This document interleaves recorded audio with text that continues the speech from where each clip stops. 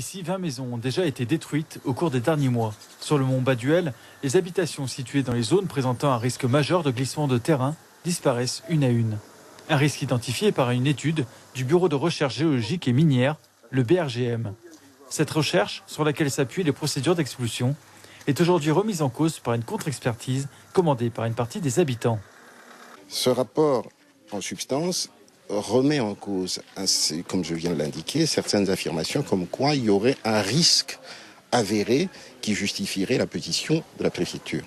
En réalité, ce qui se passe, on peut le comprendre, c'est-à-dire il y a une sorte d'assimilation qui est faite avec ce qui s'est passé à Kabassou, et à partir de là, il y a un certain nombre de transpositions qui sont faites et qui ont, à mon avis, déterminé la position actuelle de la préfecture. Cette nouvelle étude a été réalisée sur le flanc est à sud-est du mont Baduel par un géologue de l'Hexagone. Elle porte sur un groupe de 35 maisons.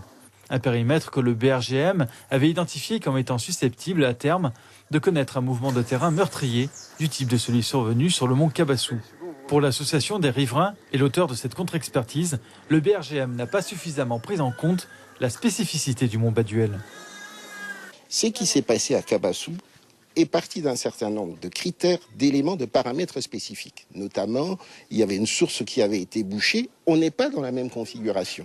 Donc c'est la raison pour laquelle je dis, il faut raison garder.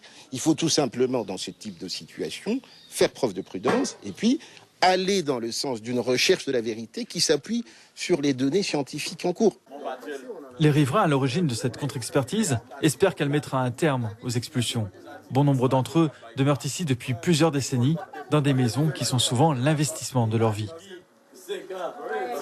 Il n'y a pas de danger vraiment comme il se fait croire à tout le monde qu'il y a un danger imminent, tout ça, avec l'expertise qu'on vient, avec les contre-expertises qu'on vient faire là, que normalement, ça montre que normalement, il n'y a pas de danger du tout, mais tout le monde veut rester à leur maison. Mais le représentant de l'État n'envisage pas de modifier sa position suite à cette étude. Pour la préfecture, il appartiendra au tribunal administratif de trancher. Nous allons continuer l'opération d'évacuation et de démolition des habitations, puisque le juge, pour l'instant, ne s'oppose absolument pas à l'évacuation de cette zone qui présente un véritable danger pour les familles. Moi, je pense aux familles d'abord, aux familles et à leur sécurité. Et donc, on verra d'ici quelques jours comment se prononcera le juge administratif au regard de cette soi-disant expertise. Les opérations d'expulsion sont normalement accompagnées de solutions de relogement.